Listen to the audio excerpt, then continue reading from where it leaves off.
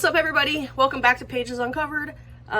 This is probably going to be a little bit shorter of a video today because I kind of slacked in February. This is going to be my February reading wrap-up, and I only read 4 books. I'm not going to make excuses, but I will say that part of the reason for my lack of reading this month was the fact that we were told we had to move by the end of March, so we've been packing. I was stressed out a little bit trying to find a place, and we did. I mentioned it in the previous video, the one Pack My Bookshelf With Me / bookshelf tour. We applied for an apartment. We did get the apartment, so we'll be moving March 3rd. No, not at all. March 23rd. So we'll be in this weird background messiness for a little bit, but once we get settled into the new place, we'll have a much cleaner, organized, better setup. So I'm excited for that. But I wanted to read a bunch of books for Black History Month, and I failed. I did read 2, so I didn't completely fail. I had 7 or 8 picked out, I believe. Only read 2 of them, like I said. And mainly because I had to start packing, and I packed all my books away first. So those books kind of got packed away. I had already read 2 before that happened. I was going to read a couple Kindle ones, but there was a book I still had to read for my work's book club before the end of the month. And I was kind of dreading reading the book because I wasn't really into it. Basically, it took me a while to read that last book, so I didn't get around to reading what I wanted to. But have no fear. It doesn't have to be Black History Month to read those books.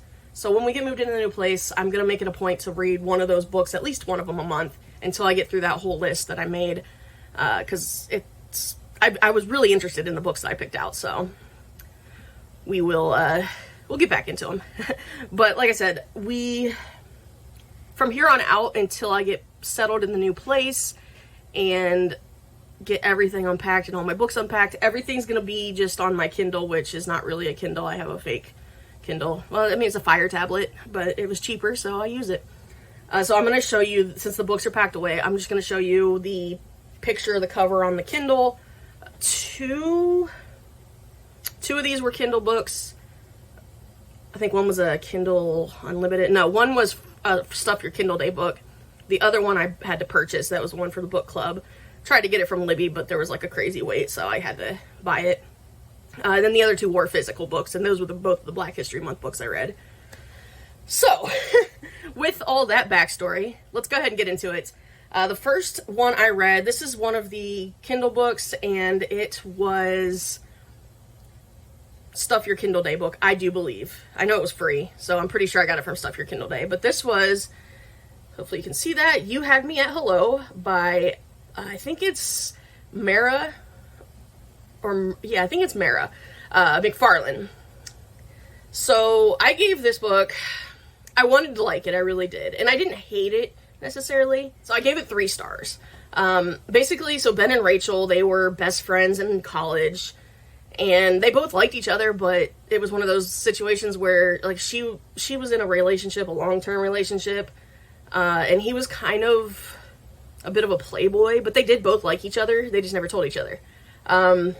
The very last night of college, they slept together because Rachel had broken up with her boyfriend, her long-term boyfriend. So they slept together, and it almost seemed like they were going to try to work things out and, spend time together, and her ex shows up. They end up getting back together.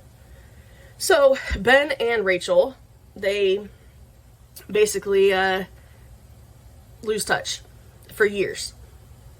Now you're gonna fast forward years later. Ben's married, and Rachel, she was in a relationship, but I think she had just split up with the guy that she was with. So she moves out, is on her own. Her friend tells her that guess who she saw at the library? Ben. So she goes out of her way to run into Ben at the library. They start emailing each other, and then she finds out that he's married and everything, and they kind of become, they try to be friendly with each other, and they have like some work connections that they make. Well, they rekindled a friendship, but you can tell that it was starting to kind of, they both wanted more, but Ben was married. This was the part that I wasn't really a fan of in the book. So basically, you know, so it's obviously it's a love story. They end up getting together. Ben leaves his wife for Rachel, and that is what kind of made me not really like the book as much, just because I don't really like that trope. I'm not really a big fan of, like, yeah, I know that they had mad love for each other back in college, but you've moved on with your life, so sorry, like, you know what I mean? It was one of those situations where you shit or get off the pot type of deal. The book was kind of long and it was a little slow, but if it wasn't for that spouse thing, I would have probably enjoyed it a little bit more. I probably would have maybe gave it like 3.5 stars, but it was okay. It was just so-so. All right, this next book was one of the ones I read for Black History Month, and I did enjoy this. This was a true story. This is Hidden Figures by, I think you pronounce that, Margot Lee Shetterly. And there's a movie based on this book as well.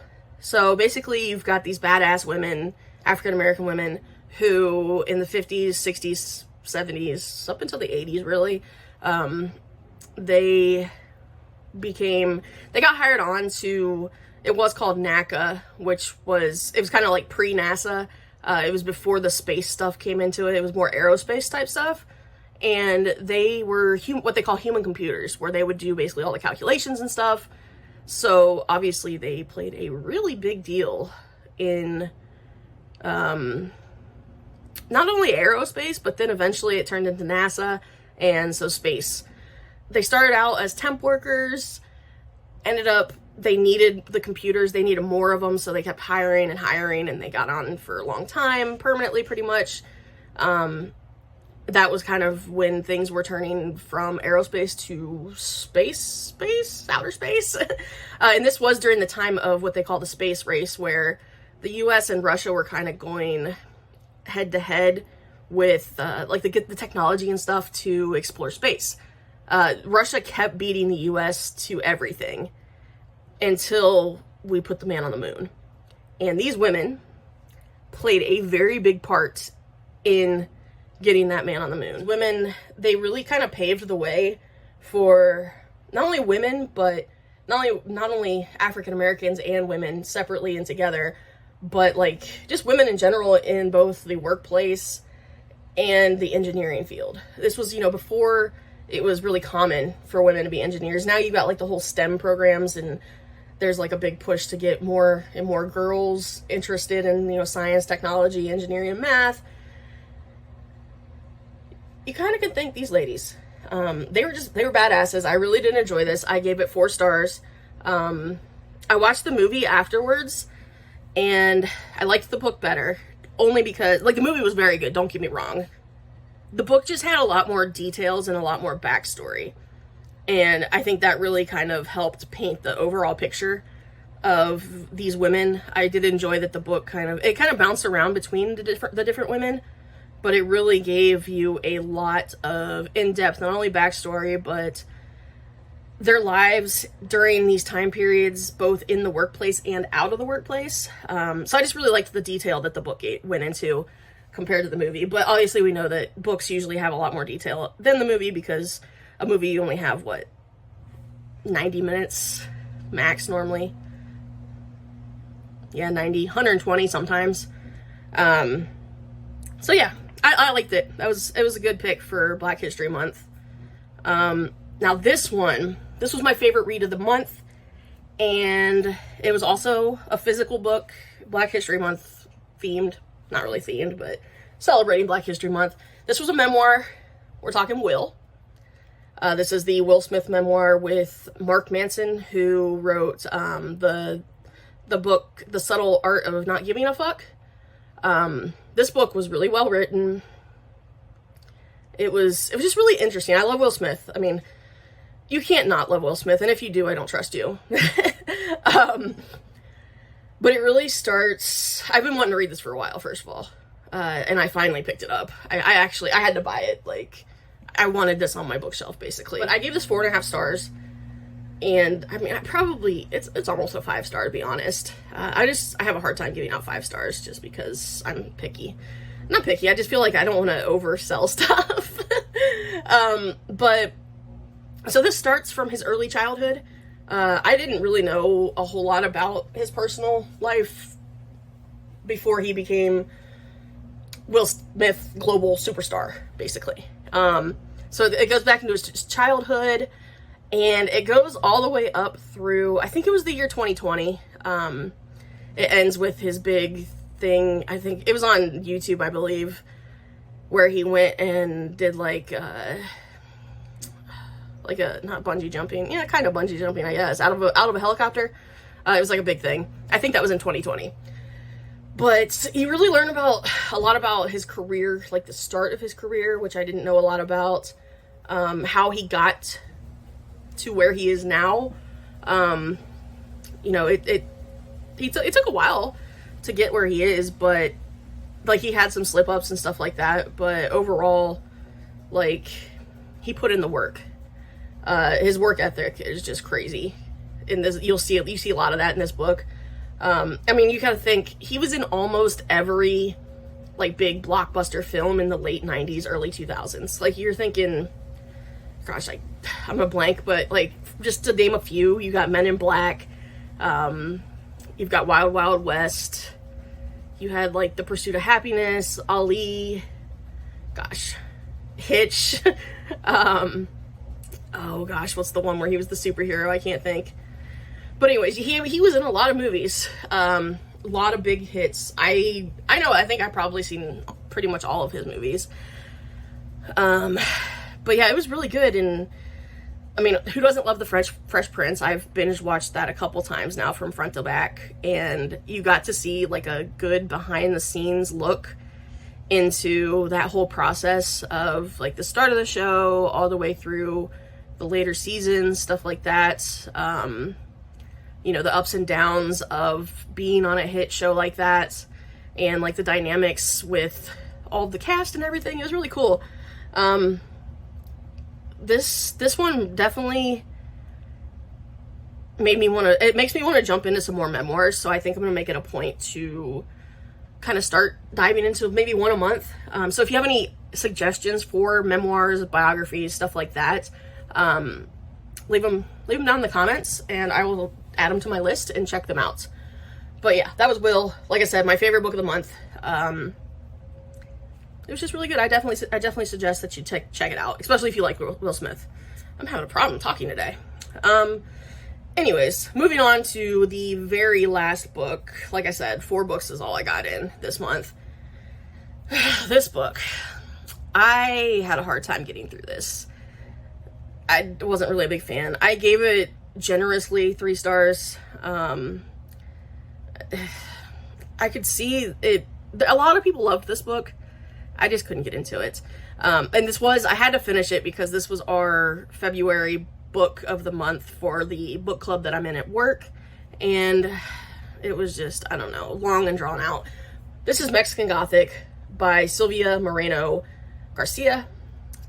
Like I said, I gave it like 3 stars generously. It's very popular, but unfortunately I just didn't like it. It was slow. It took a while to get to the point and figure out kind of what was going on in the book, and the build-up just felt really long and drawn out to get to an ending that just was kind of lackluster. It didn't really hit for me. It was just weird. Like, at first I kind of was getting like, I thought they were vampires, and then I was like, then I got in my head the movie Venom, the character Venom, and I couldn't get that image out of my head. And it was just weird and creepy, and just not for me. I did not like it. It took me forever. I think it took me a week and a half to get through this, which is pretty long for me. And this is part of the reason why I only did 4 books this month, because I started it, oh man, I think I started it on like February 18th or 19th, and it took me till the end of the month, which really kind of put a kink in my whole plans. But it's whatever. I read it, didn't like it. I think this is the first book on this channel that I really hated. I usually am pretty like open and like, I'll find, I go out of my way to find good points about books. Just because, you know, authors put their all into books. It takes them, you know, a while to write them. It's art. And I know art is subjective. So it's, you know, some people love this book, but just not me. Like I said, I try to find the good and stuff, and I really couldn't find much of a good in this book at all. But anyways, so that is my 4 February books that I read. I really wanted to get through some more, but this whole us having to move thing really threw a wrench into all my plans. I started March book already. I'm almost done with it. And like I said, all of my books for March are going to be on my Kindle. So that's a little different for me because I'm a big fan of physical books. But at least I can get through some of my Kindle TBR. Although I took out like 4 books from Libby, so I'm not helping my Kindle TBR at all. But we'll see. I'm enjoying the book I'm reading right now so far. It's part of a series I've been reading, so I knew I was going to like it. But yeah, I will keep you guys updated with this whole move thing. It's stressful, but I'm excited now. Not as stressed now that we got approved for the place. We have a move-in date. Now just the stress of packing and everything. And then physically having to move everything. I'm not looking for that, but I'm super excited to decorate and set up my new office. I plan on having a really nice background. These videos are going to be nice. They're going to be more vibrant. I'm going to get some good lighting. Right now it's a little dark in here. I decided to film this at night because my last video, the glare was god awful. So I'm just like, I'm going to film this at night. No glare, just me, my camera, my ring light. Anyways, I'm rambling. Let me know if you guys have read any of the books that I read this month, or did you read any other books that you thought were really good that I should check out? Any suggestions, stuff like that. That's pretty much it for this video. I do appreciate everybody coming by, checking it out. Hope you guys enjoyed it. Don't forget, like, comment, subscribe, share with your friends if you could. And until next time, this has been Pages Uncovered. I'll catch you guys later.